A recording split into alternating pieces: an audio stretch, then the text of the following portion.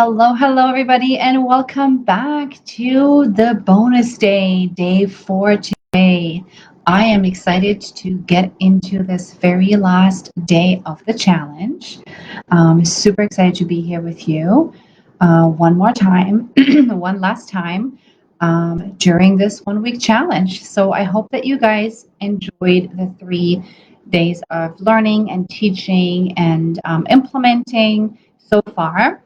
And just so you guys know, do not worry, do not stress about having to catch up or not being able to catch up on time. Don't worry about it because all of the videos will stay up until Monday. And then on Tuesday, everything will come down. Okay. So you still have all the way until Monday to watch the videos, to put in the homework under the homework thread, or you can also just send it to me, DM me, or email to me. Know that everybody who is engaging and commenting, like so many of you have, which I'm very thankful for because it makes my job a lot easier and much more fun to have women engaging with what I'm sitting here and talking about. So thank you for everybody. And also, there are 2 engagement prizes for you guys to win, right? So we have the first prize is the $50 Whole Foods card, and the second prize is the full scholarship to my 4-month Hashimoto's Fatigue Solution program.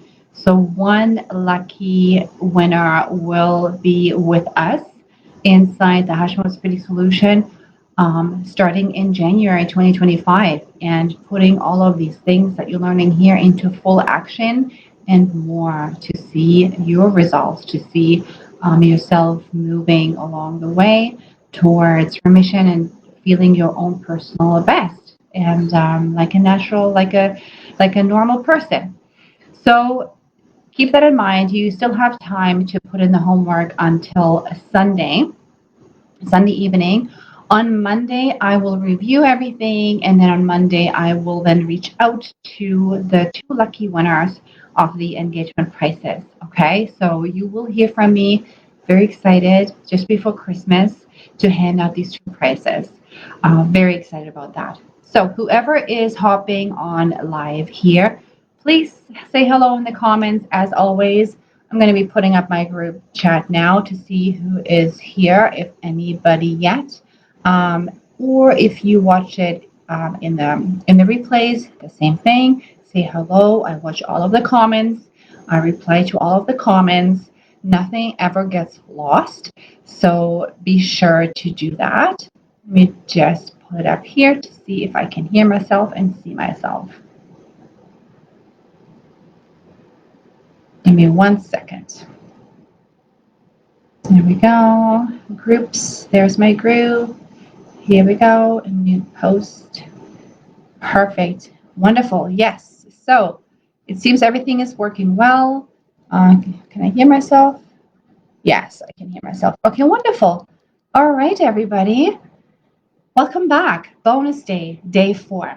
So just for you, for a quick summary, so this makes sense. This is in context with the other 3 days that we have already journeyed through. If you are here for the first time on this video, make sure that you catch all of the other 3 videos that went up live prior to this one so that you get a full understanding of what's happening here. Day 4, bonus day. So in the past 3 days, we have journeyed through the 3 main pillars that everybody has to address if the goal is creating natural energy, getting rid of your fatigue, your brain fog, the major symptoms of Hashimoto's, which are rooted in systemic inflammation. Those 3 pillars that we have been journeying through, the gut, the detoxification pathways, and your nervous system response, are root cause triggers to your continued inflammatory responses in your body. Those are the physical pillars that are needed to be addressed to create a strong foundation to build your body from the ground up so that you then later on can use supplements and all the bells and whistles in order to help you amplify your efforts in those areas. If you are not addressing your gut health, and not through restrictive dieting, but through creating diversity in your microbiome by by increasing nutritional values that help your gut lining to heal, that help your dysbiosis, which you now know is an imbalanced microbiome, in a strategic way, you will always fuel the fire of inflammation, and you will reduce the response, the sharpness of your immune system, which sits in the gut. We talked about that in depth in day one. And the homework is to implement the 3x3x3 methodology that I had shared with you, which is simple, straightforward, easy to implement, and it's going to bring you some aha moments. So post this under the homework thread and or send it to me what you have put into your own columns. On day 2, we did a deep dive into detoxification pathways. Similarly, very important because the constant inflammation in your body, that is just a natural state of being when we have symptoms with autoimmune, because the inflammation and the immune response is always on. So you're always creating metabolic inflammation, so endotoxins, but you're also are very much more reactive to exogenous toxins. So not only are you producing more internal waste material that needs to be purged, but because of the state of your inflammation, you are very reactive to exogenous toxins as well. So you want to make sure that your detoxification pathways are open, that you're starting to detox gently on a daily basis. Very important. We spoke specifically about the lymphatic system, which is a system that is undervalued and not often taken into consideration when we're dealing with chronic inflammation. But that is really a system, a detoxification pathway system that can bring you a lot of relief. So I have seen that women who are struggling with heavy periods, really like from a hormonal perspective, an estrogen dominance perspective, are feeling a lot better, that the periods are starting to really become a lot easier once they're starting to open up those detoxification pathways, because you're helping the build up of the estrogen to leave the body. So we really did that in day 2, and I gave you some other detoxification pathways and some simple tools and strategies that you can implement on a daily in order to help your body detox on a daily, right? So that is really important. On the 3rd day, we spoke about the nervous system. So we spoke about the nervous system from a microbiome perspective and from a vagus nerve brain perspective. And I gave you a lot of information.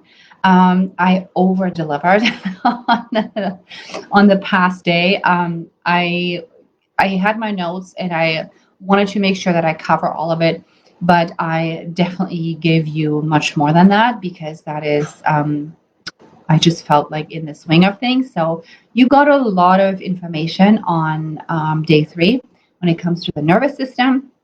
So make sure that you do your homework and put in under the homework thread what kind of tools and strategies you can use for adrenal support, right? So knowing that the stress response is definitely a trigger to continued inflammation in our bodies, and that is always the overall umbrella term, the increased inflammation in your body. So those were the past 3 days, and that was a wrap. But we also discovered on day 3, and previously in the other days too, that there is an overarching theme of the proper mindset in connection with those three fundamental pillars from a physical standpoint that need to be addressed. Because to be quite honest with you, you can bring your body to a certain level just by, implementing the physical side of things, bringing your gut back in order, and having your detoxification pathways working well for you, and you can do a lot of stress release, and you can do a lot of sleep management and things like that. But sometimes we plateau and we are still finding ourselves in a position where we're feeling, let's say, 80% better, right? But the last 20% are still just, things are not moving, right? So whether it's physically or whether it's emotionally, you still maybe feel anxious, you still have a little bit of anxiety about your disease, you still feel that your gut health just doesn't get past the state of feeling well enough, but there's still bloating, there's still symptoms, there's still inflammation happening in your body. What is happening? Or you find yourself in a position where you are at the beginning of your journey and you are finding it entirely overwhelming to start with tangible action steps because your mind is in the way all the time. You just can't get over the fact and out of the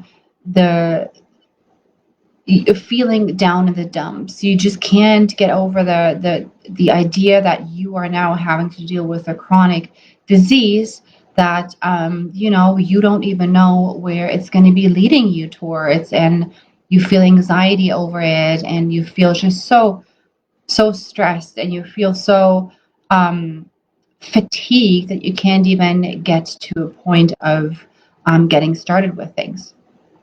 So the mindset piece to healing is so important, and it's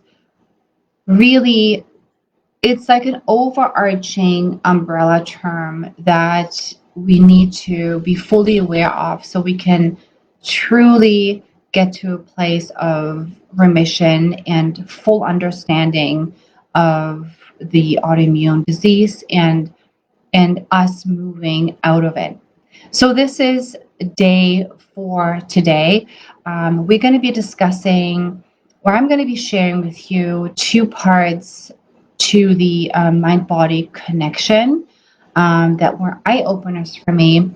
And I'll be sharing a little bit about my own personal story for context, because we always think that we are the only person who have experienced such level of heartache in our lives that might have triggered or have contributed to triggering our autoimmune response, which definitely there is a trigger there.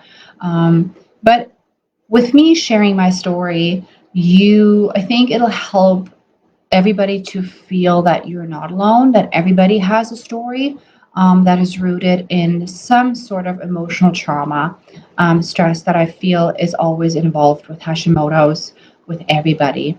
And so we can talk about it, and I will give you some ideas on how you can approach this topic, because I think it's the hardest, honestly, the hardest change to make on your journey to recovery, because it's partially subconscious, but it's also very difficult to deal with our own demons that we have been accumulating over so many years.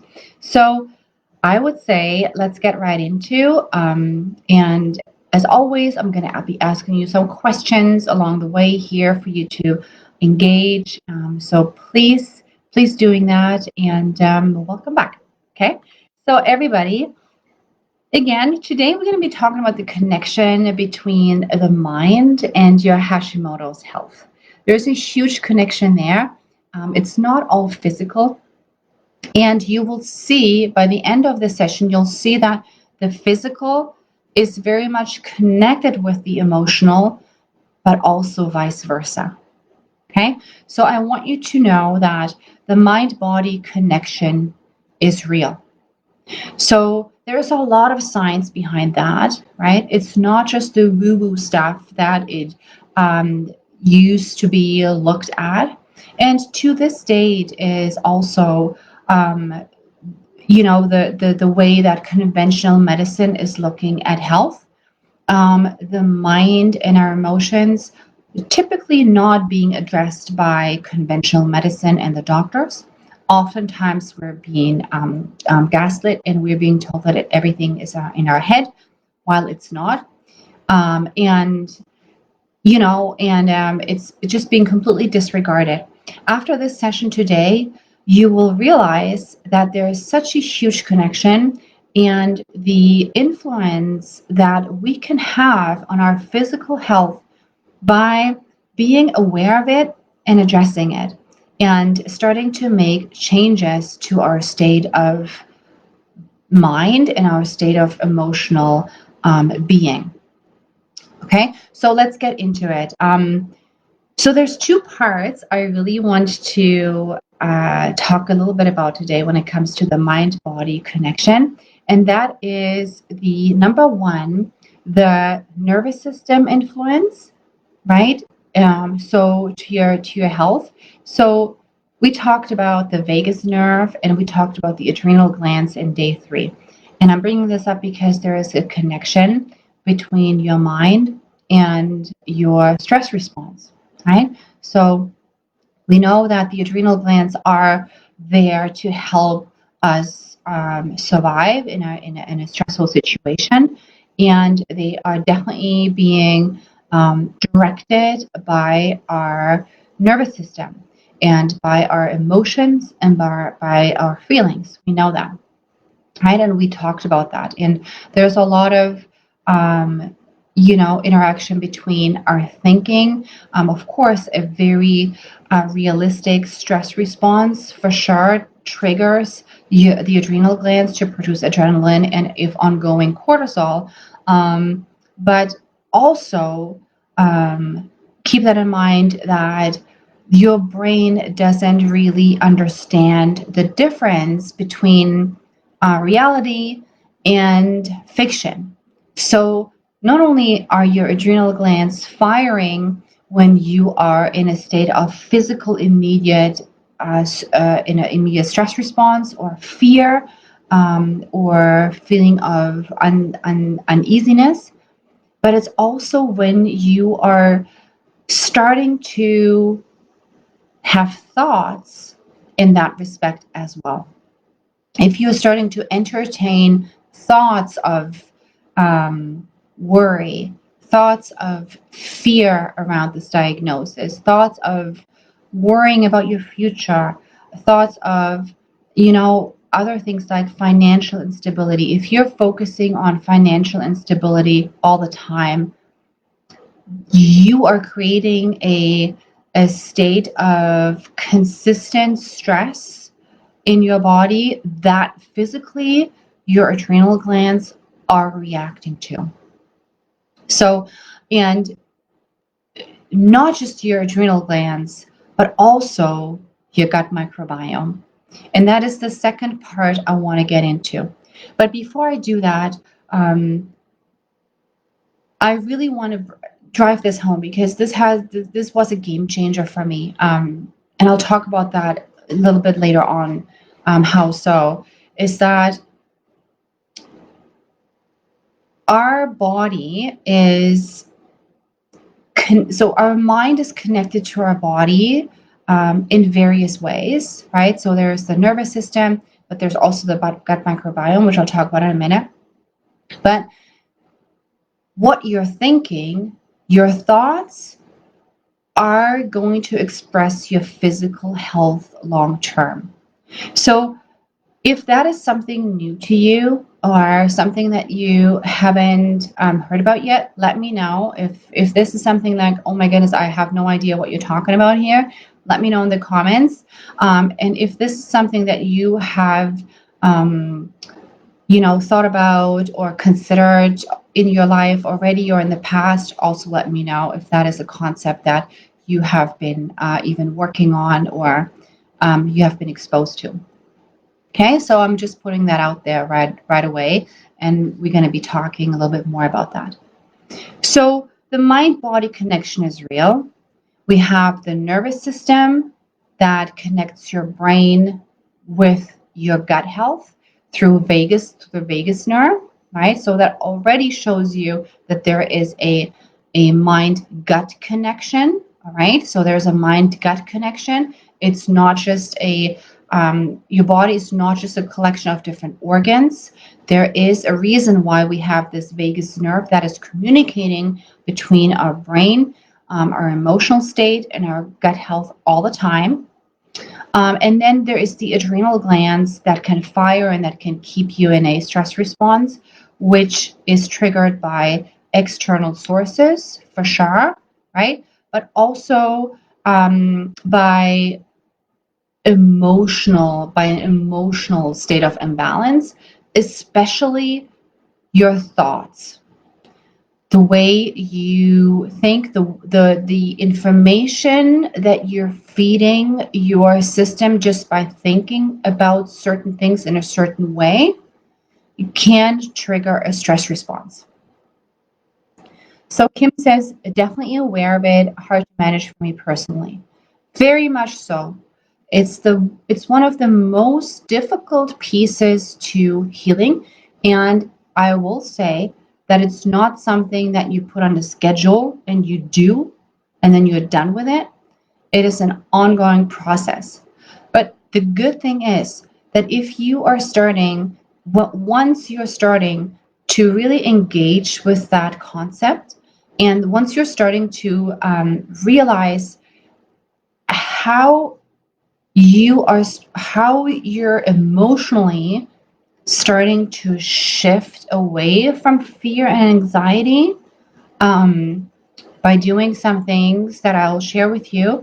But definitely, if you're starting to shift away from that and you see how your body is physically responding to this action, it becomes so fulfilling, and it becomes so it brings you so much peace and ease that it becomes part of your day-to-day. It just becomes part of your lifestyle and a part of who you are and what you do.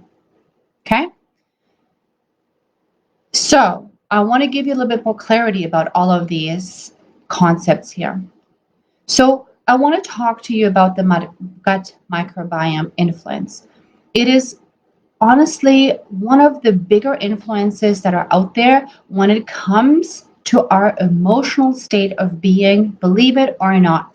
The first time I heard about that was in nutrition school many years ago, and to this day I have read so many books on it. I have attended so many classes on the gut microbiome, nervous system, emotional well-being, and physical health interaction.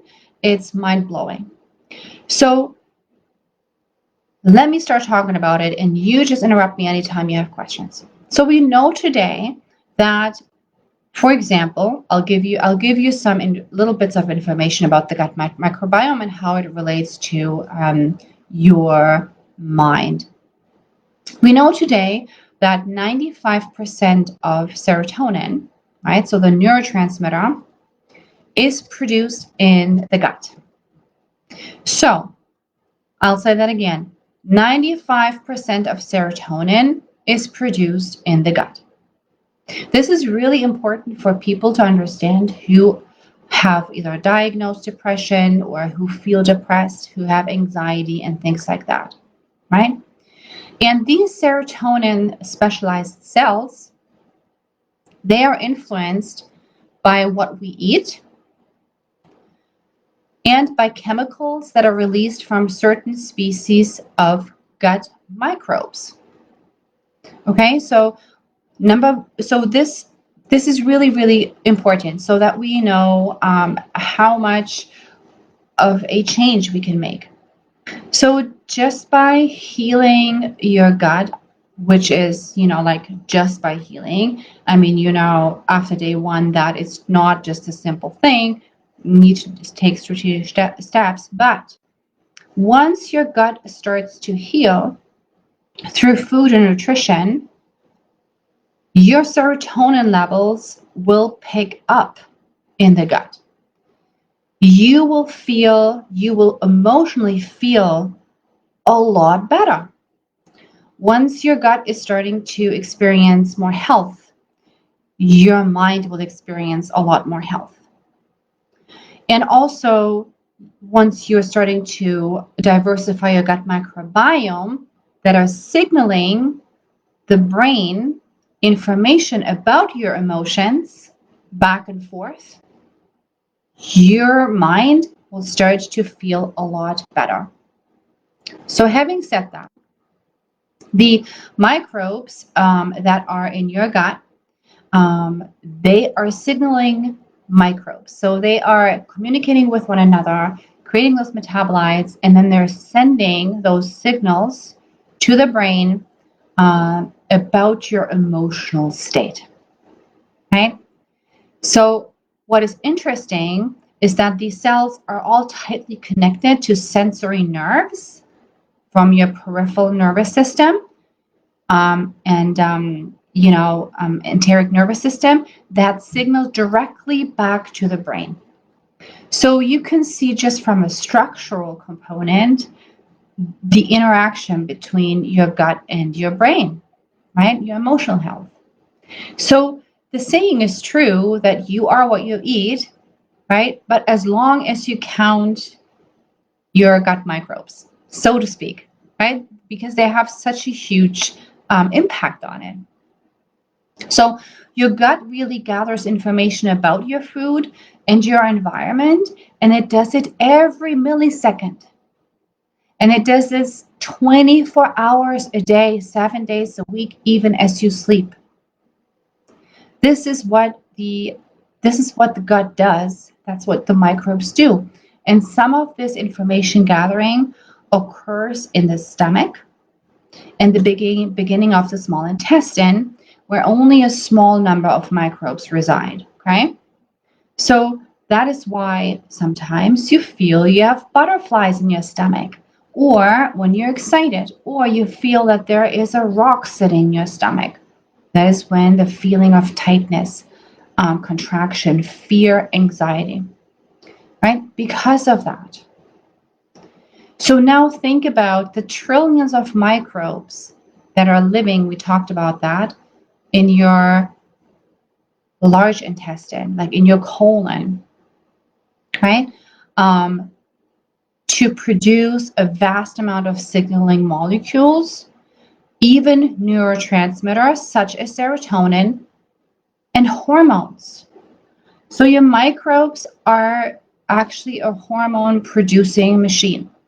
I'll give you one pearl here that I think is really interesting to you.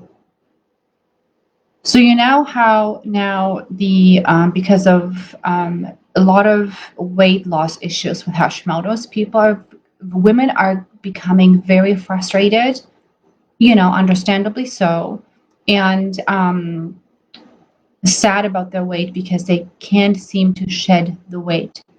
And so pharmaceutical companies have brought out the Ozempic and similar medication that you can take, and it works. Why does it work? Because they have GLP-1 antagonists, right? That actually shuts off your hunger hormones, right? So you are not eating as much anymore, and just by that, you're starting to lose the weight. Now, get this. It has been shown that you have specific strains of gut bacteria in your gut that produce hormones, GLP-1 producing bacteria that produce hormones that can help your hunger hormones to shut down, or not shut down. It doesn't, they don't shut it down, but they influence them. So those gut bacteria are signaling to you that the feeling of fullness, so that you're not overeating, right? So it brings a whole new dimension to the whole game, because your gut and your body has these things already in place, but because your gut is unhealthy, they don't work properly, right? So this is just a tiny piece of information of the interaction between the gut and the mind, right? And it's there's so much more emerging knowledge of the integrated gut microbiome and the brain connection, and its intimate relationship with the food that we're eating. And it's really revealing to us how the mind, the brain, the gut, and the microbiome interact with one another, right? And I truly believe that in this day and age, this new understanding, excuse me, I just need to have a little bit of water here. I've been talking so much over the past few days. So I believe that this is a really new understanding that needs to be, that's demanding our current healthcare system, in my eyes, to have to start to do things differently, right? Because we need to move away from the outdated idea of the body being seen as a complex machinery of separate parts, towards the idea of a highly interconnected ecological system that creates stability and resilience over time. Disturbances that can lead to, for example, autoimmune and other chronic conditions. So let me know in the comments if you agree with that, if that is something that you can relate with. Now that you know the more detailed information of what the gut microbiome is capable of in terms of your emotional health and vice versa. So the question is, why am I sharing this somewhat scientific bits of information with you? Because I want to set the stage for the mind-gut connection, right? I want you to understand that knowing and given the complexity of the gut's sensory system, it's no surprise that the system is vulnerable to disturbances, right?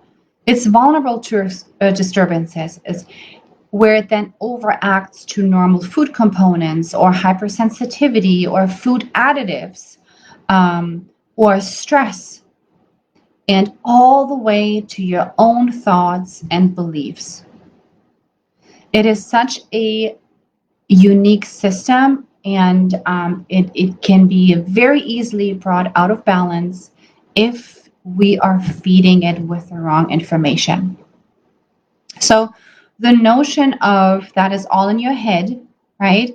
When your labs show that everything is in order, you still feel symptoms and you still feel terribly fatigued and brain fogged, but your thyroid is in range and your hormones are in range, and everything seems to be okay on the test. Your test can never test how your gut microbiome does in relation to information processing along the vagus nerve. That's not something that this test will show you. So it's not all in your head, right? For example, there's one thing I want to share with you. So often I see, especially when it comes to skin-related issues. So I've been speaking with a lady here in this group, and she had extreme skin rashes that came out of nowhere. And she was really not understanding why that is happening. And nobody could give her an answer. All of a sudden, like, she was breaking out in hives, and it was really itchy, and to a point where she couldn't stop itching. And she went to the dermatologist, and the dermatologist couldn't find anything wrong with her. And then she went to the doctor, and the doctor wanted to put her on antibiotics. And she said, no, I don't want to take antibiotics. Good for her, right? Because we now know what antibiotics do to our gut microbiome. Like, where is this coming from? And then all of a sudden, it disappeared. So let me tell you, this lady was under such an immense stress trigger during that time that when she went through the stress related situation and the stress lifted, guess what happened? Her skin issues lifted. The rash went away. She had this rash for about a week, and she was so upset, and she thought it was all, is it the Hashimoto's and what else and what next and this and that? It was the stress. So it goes to show you that what we're feeding our brains here have a direct impact on what is happening here and in our bodies. Let me know if you have experienced something similar in your life. I want to hear about that.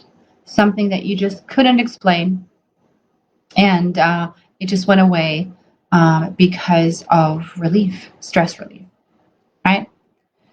So another thing I want to point out with that is that more than 90% of the sensory information collected by your gut nerves, right? So 90% that is collected by your gut nerves does reach conscious awareness. But us, with Hashimoto's or with any other chronic condition, we tend to ignore those daily sensations from our belly. I'll give you an example. So, for example, I went to my osteopath. So he's also a chiropractor, he's an osteopathic doctor, and he does a manual, visceral osteopathic movements that help move your organs around and gives them more space and allows more blood flow to come in. So he was asking me, do you experience any pains in your gut area? And I said to him, no, I don't think so. I don't have any pains or stomach pains or any discomfort there. Until he put his hand on my abdomen. As soon as he started to apply manual pressure to certain areas, I started to twitch a little bit. Because guess what? It felt sore. Certain areas felt sore, not to an extent that it was extremely painful, but yes, there was soreness around my liver, right? So we tend to ignore these things because we're so busy. We don't take the time, and we shouldn't be like prodding our bodies all the time and finding where there's pains and aches and everything. But my point here is that the enteric nervous system is monitoring all of these things very carefully. So you will have those sensations. The sensory information from your gut nerves reach conscious awareness, but we oftentimes ignore it. And then it becomes severe until we can't ignore it anymore, right? But if we are starting to every once in a while reconnect with our bodies from a physical level, right? Take the time to do the lymphatic massage. Then we notice discomfort and little pains here and there. And we're saying, okay, right? My body is either under stress, or I can maybe support my detoxification pathways a little bit more if it's around the liver, or maybe I'm constipated, right? Maybe I need to support my digestive system. Do you see how it all comes together, like the mind and the body connection? Right? We need to sometimes step away from the busyness of it all to reconnect with our bodies. That doesn't mean that we have to do hour-long meditation, that we have to sit down and forcefully try to get us into a state of rest and digest. It doesn't have to be that way. If you want to, go ahead. Good for you, right? So I love my quiet time in the morning, my prayer time, and my meditation music that I put on. Absolutely. But just reconnecting with our bodies like that, bringing to the forefront of what doesn't feel right, can really help us determine the level of stress that we are experiencing in our lives that is fueling inflammation. Um, so, like I said before, the enteric nervous system is monitoring everything very carefully, right? And what is the information highway for your gut brain traffic? It is the vagus nerve that we talked about before, right? It is the main highway of communicating gut sensations to the brain, right?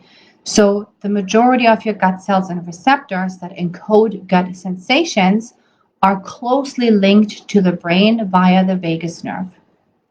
We talked about the vagus nerve, and I think I gave you some ideas on how to support the vagus nerve. And let's talk a little bit about the vagus nerve in connection with that, because then it all comes together for you, and you can really have a really powerful impact on how you can navigate the body-mind connection. The vagus nerve sometimes gets stunted through past trauma, to difficult experiences that we were not able to cope with in a healthy manner. When I started to help my gut align physically, number one, my emotional state improved. But when I truly when I truly understood the concept of it being a bidirectional way, I paused for a second because my health was improving, but I was still emotionally charged. Like I felt very anxious. I always worried.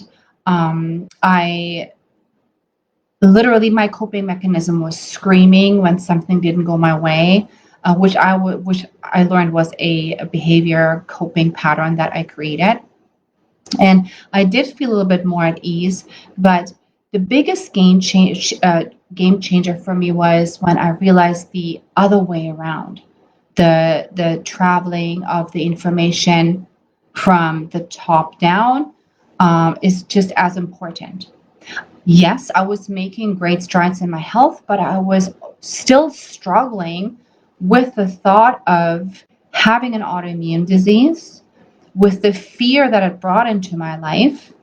I was still struggling with fatigue. I was still seeing myself as somebody who's different, which I felt all my life. And I'll tell you a little bit about that in a second. I still was struggling with the hardship of my childhood and the stress that came with it. And I never addressed it. I thought for me, it was the easier way to just focus on my health, like a type A personality, and not address the elephant in the room, which were my thoughts. I always bring it back to the thoughts because the thoughts are a powerful reflection of who you are. Your thoughts become actions, and actions shape your life. It's so important. That is something that I learned, and I really want everybody to understand. Your thoughts they shape your actions, and your actions shape your life, right? And then I realized that I was hindering my healing process because I was dwelling in the state of fear, stress, and past trauma experience. I was dwelling in it. And it was so difficult for me to let that go because for some weird reason, and I believe that everybody has the same experience to a certain extent, is that I actually felt comfort in feeling the discomfort. I felt this because it was my norm. It was my state of being since for so long since I was a child to to feel a level of discomfort in my body. And so it's the weird twisted thinking that we have, and it's all because of coping strategies, coping mechanisms. So I was realizing that I'm actually hindering my healing process just by dwelling in that state. And then I really decided to make a change. So just to give you some context here, right? So I was brought up in a family that was very loving. However, it was quite dysfunctional when you reflect back on it, right? So although I thought it to be normal, it wasn't. So just to give you a little bit of information here, my oldest sister she was adopted from Iran. So my parents used to live in Iran because of a job. And so my oldest sister was adopted from Iran. Um, she had she had huge struggles with just that situation on its own, that she was adopted. She never felt as she was part of the family. There was a lot of conflict in our house because of that. There was a lot of emotional the situations were emotionally charged almost every day. She ran away a couple of times, lots of stress. My younger sister, that I love dearly, she was born with Down syndrome, and she was also nonverbal. So her being nonverbal was a huge stressor in our family unit. Um, my mother now had to try to hold her family together emotionally by having to deal with the oldest one who doesn't feel she's part of the family, and the youngest one having, severe temper tantrums to such a point where we couldn't go anywhere with her she because she couldn't control her emotions. She was nonverbal. It was very, very difficult. And on top of that, my father had definitely some narcissistic personality traits, and he was obsessed with controlling his environment, and he was obsessed with us presenting us as a quote unquote normal family, a successful normal family that has it all together on the outside, but on the inside, everything was falling apart, breaking down. And so I was wedged in the middle of all of this with, like lots of stress and trauma and emotions and lots of responsibilities put on me. Anyways, long story short, that was my upbringing. There was always I always had the feeling that I had a tippy toe around the house, because I never knew what kind of reaction I might be getting from either one of those parties. On top of that, I was also bullied in grade 8 to such an extent that I was experiencing a mental breakdown, and I had to switch schools. My mother pulled me overnight. She pulled me out of that school. And back then, that was in the 80s. There was no such thing as mental health awareness. Just saying. So my point is, my body has experienced trauma, and your body has probably experienced trauma, um, very much so, in a state of feeling unsafe, right? It physically reacted to this emotional trauma by misaligning your body functions over time. Your cortisol is elevated, your hormones are becoming out of whack, and all of these things. I was constipated since I was a kid, and I never produced my own period until the age of 29. And I'm not joking. I didn't get a period until I was 16. I went to the doctor. They put me on a birth control pill, which I then went off of at the age of 29 because we wanted to start a family, right? So all of these things happened. Um, And so that is why I decided to take my health into my own hands and I made strides. But I was not stopping the cycle of fueling my body with the proper thoughts. I was fueling my body with more immune breakdowns by focusing on the wrong type of thoughts. Again, your body doesn't know reality from fiction. Whatever is going on in your thoughts is what being represented in your physical body. So if you keep lingering in this mindset of feeling sorry for yourself and feeling fearful of your situation or feeling sad over your past, right? Or feeling that it's just the way it is now and kind of not do anything anymore, that is exactly what you are bringing back into your life.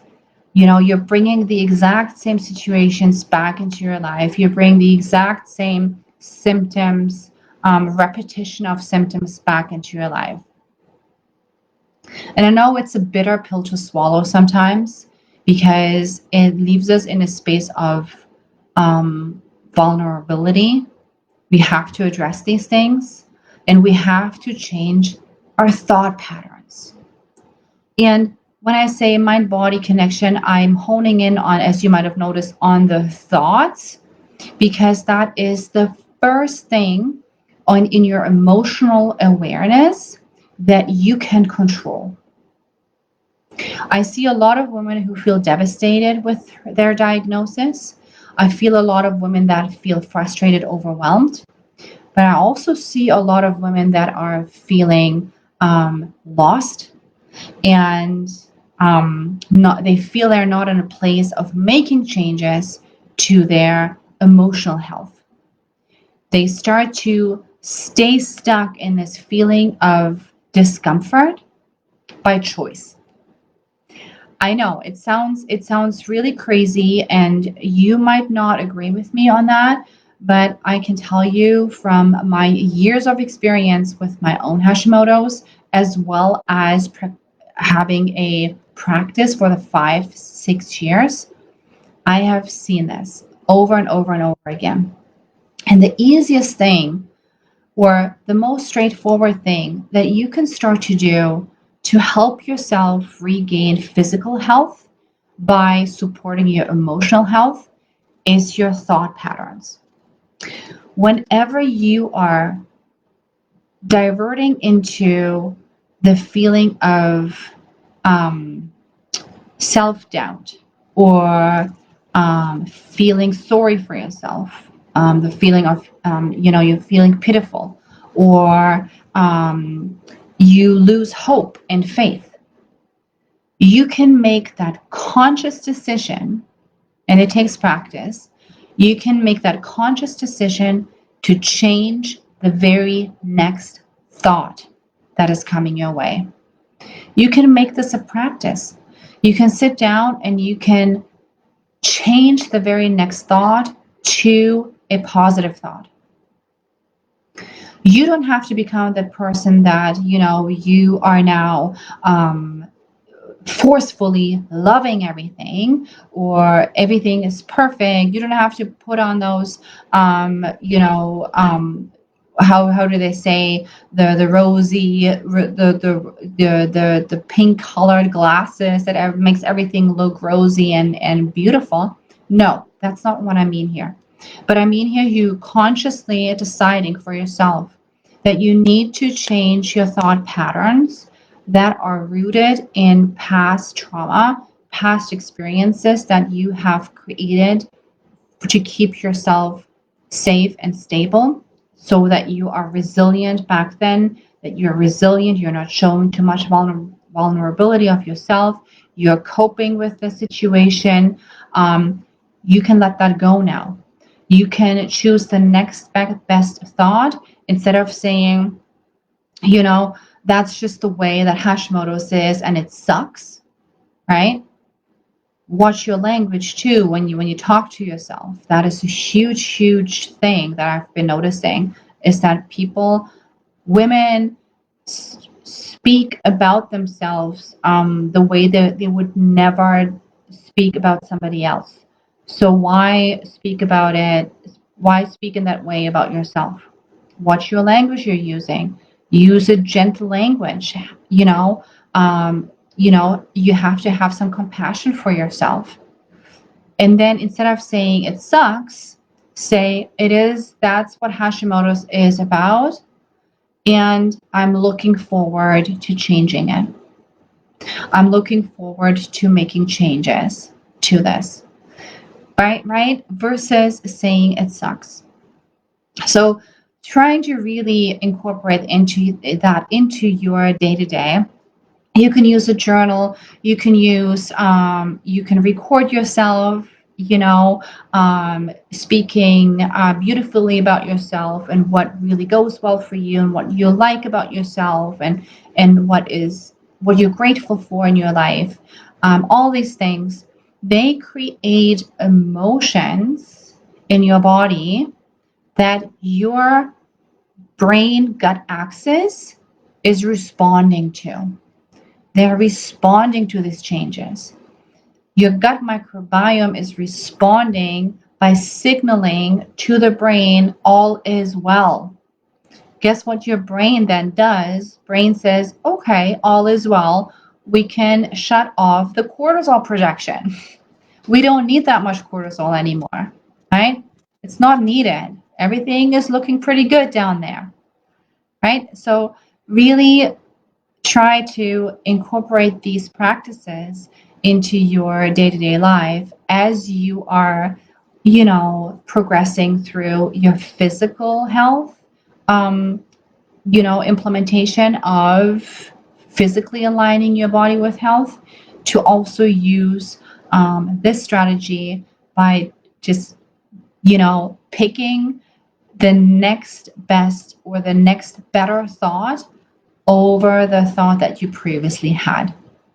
And then this becomes a habit, and this becomes a lifestyle, and this becomes a new you, right? A new you that is really growing and evolving forward, right? Because you can't be stuck in an emotional state that led you to dis-ease. It's not compatible. It doesn't work. You have to evolve. You have to move forward. And that is the single best strategy, in my opinion, from what I've seen, that you can incorporate to create that healthy mind and the healthy body connection.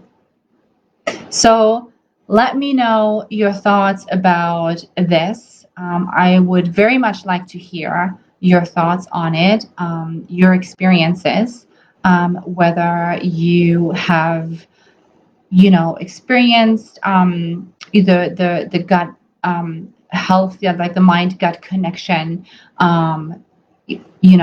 effects on your health, and whether you have thought about, changing your thoughts in order to also increase your physical health. So, having said that, it's been an hour. So this was the bonus day for you guys. A little bit more insight on the gut-mind connection. And I gave you one really powerful tip that has worked wonders for me and that I have been teaching to my clients as well inside the Hashimoto's Fatigue Solution Program. Very much so, excuse me, during our calls that we have on a weekly basis, there's always room to discuss the mindset piece, because it is such a powerful, impactful piece to our overall health that we can discuss. And oftentimes we don't have the right people to do that with. So I would like to invite you again to check out the Hashimoto's Fatigue Solution Program.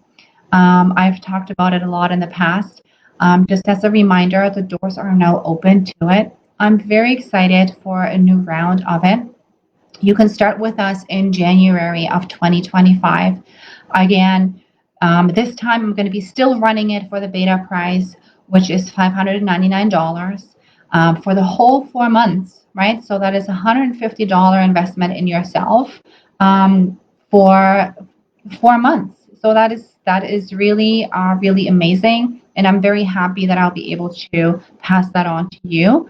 However, next year I will bring it back to the original price, which is $1,111. That was the original price for this really transformational program that I'm delivering to my clients. So if you want to take advantage of, I mean, it's 50% off, please come join us. I would love to have you.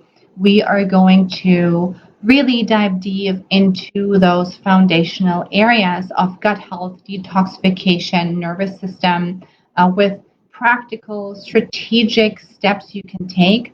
You have my full support throughout the whole time, the group's full support, and we are meeting weekly where you can always get your questions answered. I truly believe that this program can be such an important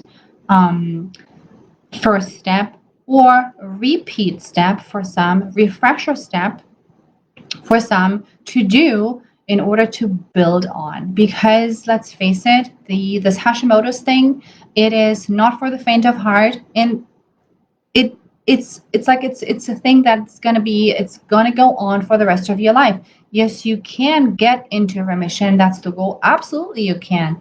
You can manage your Hashimoto's so well that you don't have any symptoms, but it is part of you. And at any given moment in time, it can just like that, rear its ugly head again. And then we need to come back to the basics because that is where it's all starting. So, again, I invite you to come check us out. If you are interested, please send me a message or comment breakthrough here, and I'll reach out to you, and hopefully we'll see you inside the Hashimoto's Fatigue Solution. Everybody, this is the last session. This was it for this round of the challenge.